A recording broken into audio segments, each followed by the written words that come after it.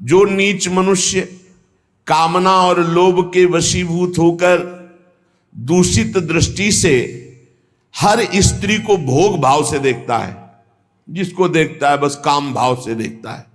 बोले जो दुष्ट दूषित भाव से माताओं बहनों को भोग दृष्टि से देखता है, तो यहां बड़ी बड़ी चोंच वाले वज्र के समान जिनकी चोंच ऐसे गिद्ध बार बार हजारों वर्ष उनकी आंखों को नोचते और खाते रहते हैं।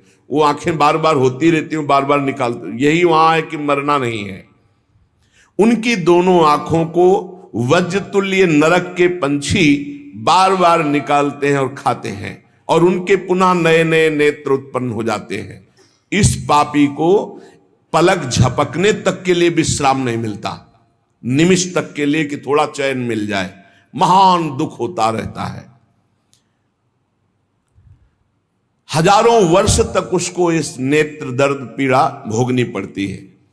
और फिर जब मृत्युलोक में जन्मता है तो नेत्र रोगी पैदा होता है। वो यहां पैदा होगा नेत्र रोगी, या नेत्र ही नहीं है या नेत्रों में दिखाई नहीं दे रहा, कई तरह के व्यवधान जिन्होंने नेत्रों का दुरुपयोग किया।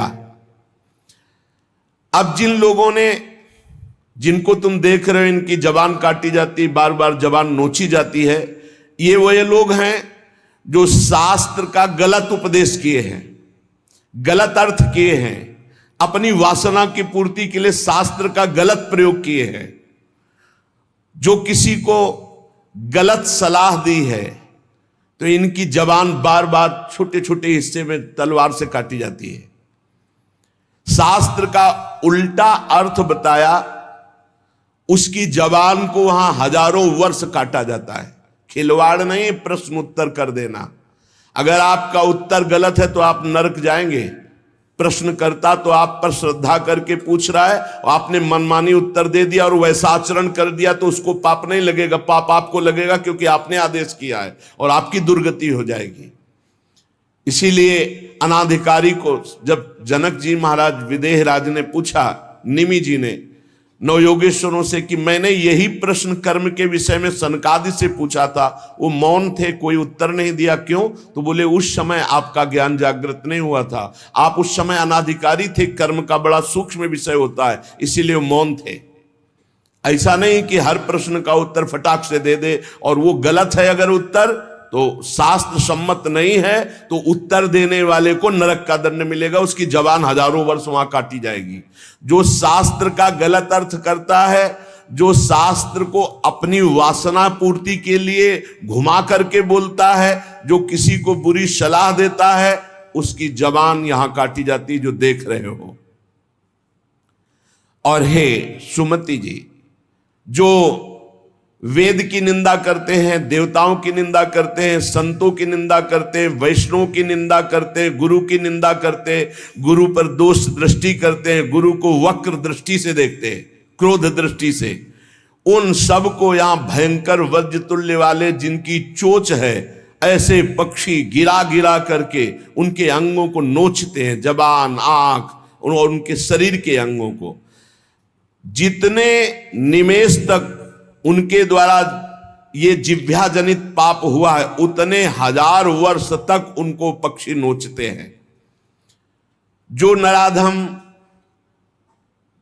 बिना दोष के दो मित्रों में फूट डाल देते हैं, एक दूसरे की चुगली करके, पिता पुत्र स्वजन में भेद पैदा कर देते हैं, और जो पुरोहित, बहुत ध्यान देने योग्य बात, अनुष्ठान का संकल्प लेता लेकिन अनुष्ठान पूर्ण नहीं करता, जजमान को क्या पता। जो पुरोहित जजमान से नियत संख्या ले ली धन और अनुष्ठान पूरा नहीं किया, या जो अपनी माता और पिता का अपमान किया, जो अपनी शरणागत अपने अर्धांग विराजमान पाणिग्रहण की हुई पत्नी का विविध प्रकार से अपमान और शोषण किया, वो यहां आरे से चीरे जाते हैं हजारों वर्ष तक। दिखाया, देखो ये बीच आरे से आराम आराम से एक एक अंग चीरे जाते हैं। उस पुरोहित को भी दंड मिलता है, उस पुत्र को दंड मिलता है जो माता पिता का अपमान, उस पति को दंड मिलता है जो पत्नी का शोषण, उस पत्नी को दंड मिलता है जो पति से छल करती है। आप खुली आंख इनकी दुर्गति देख सकते हैं। जो दूसरों को कष्ट देने का स्वभाव बना लिया है, बातचीत चेष्टा से कष्ट ही देना है।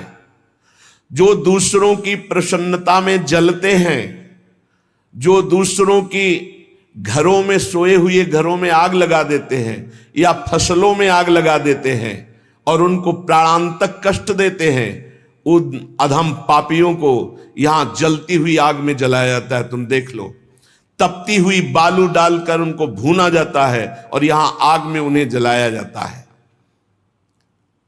जो एक जगह निमंत्रण मिला, फिर दूसरी जगह निमंत्रण मिला, तो पहले निमंत्रण वाले को छोड़ करके दूसरे के यहां निमंत्रण पाकर फिर पहले वाले के यहां निमंत्रण पाने गया।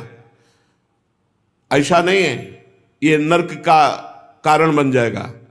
एक जगह निमंत्रण है, वहां गए, अगर हम भूखे हैं तो भूखे, नहीं मिला तो नहीं मिला, अब दूसरे दिन देखा जाएगा। 2, 3, 4 निमंत्रण, ऐसा नहीं। जो ब्रह्मर्षि किसी देव कार्य के लिए, पितृ कार्य के लिए यजमान के द्वारा निमंत्रित किया गया और वो दूसरी जगह भोजन कर लिया, दूसरे निमंत्रण को स्वीकार करके फिर उसके यहां भोजन करने गया, तो उसको यहां नरक में 2 टुकड़े करने वाला दंड मिलता। बार बार उसके 2 टुकड़े। ये बार बार बहुत जगह भंडारा, बहुत जगह निमंत्रण, ये ऐसा नहीं है। ऐसे